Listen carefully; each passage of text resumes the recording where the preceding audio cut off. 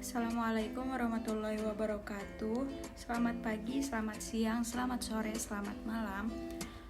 Kami di sini akan membacakan materi mengenai farmakoterapi gagal ginjal kronis yang akan disampaikan oleh kelompok 6. Perkenalkan, nama saya Fitri Nur Fadila dan rekan-rekan saya yaitu Marcella Mideliani Curet dan Sigit Roma Reski. Untuk materi pertama akan dibacakan oleh saya sendiri. Gagal ginjal.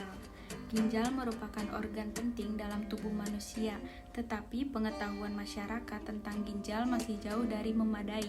Organ yang memiliki besar seperti telapak tangan fungsinya banyak sekali, bukan hanya sebagai alat penyaring dan pembersih darah seperti yang sudah luas terkenal, akan tetapi ginjal memiliki fungsi-fungsi lainnya. Tanda adanya gangguan ginjal sangat bervariasi. Ada yang lama tidak menampakkan tanda atau gejala sama sekali, baru belakangan timbul keluhan. Pada dasarnya, adanya keluhan yang tidak begitu menonjol pada seseorang harus dipikirkan. Kemungkinan hal itu disebabkan oleh gangguan pada ginjalnya.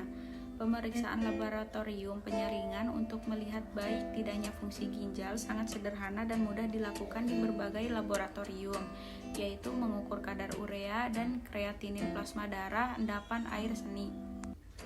Apakah sel darah merah dan sel darah putih itu berlebihan?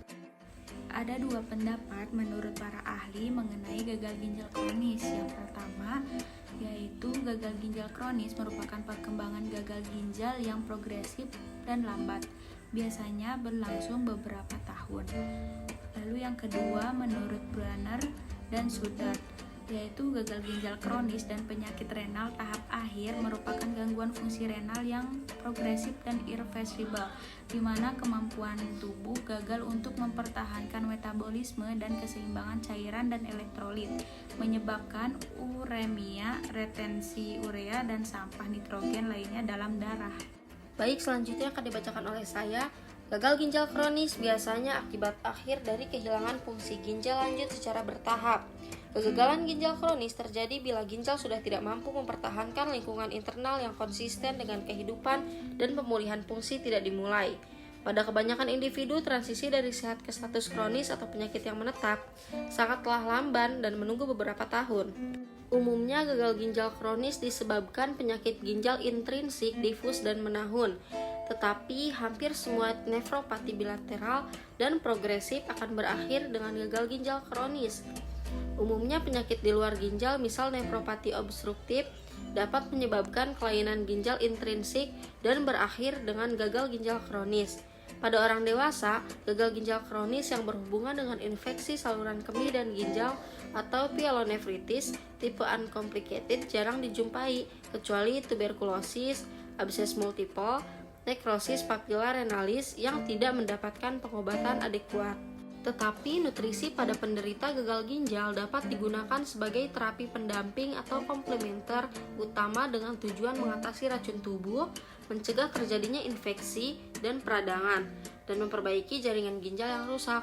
Caranya adalah diet ketat rendah protein dengan kalori yang cukup untuk mencegah infeksi atau berkelanjutannya kerusakan ginjal.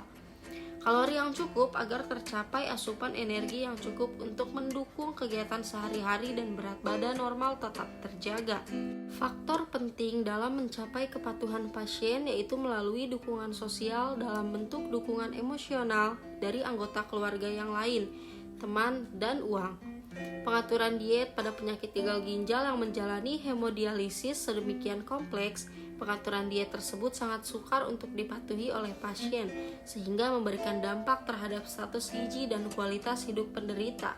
Seseorang yang mengalami kegagalan fungsi ginjal sangat perlu dimonitor pemasukan NTK dan pengeluaran output cairan, sehingga tindakan dan pengobatan yang diberikan dapat dilakukan secara baik.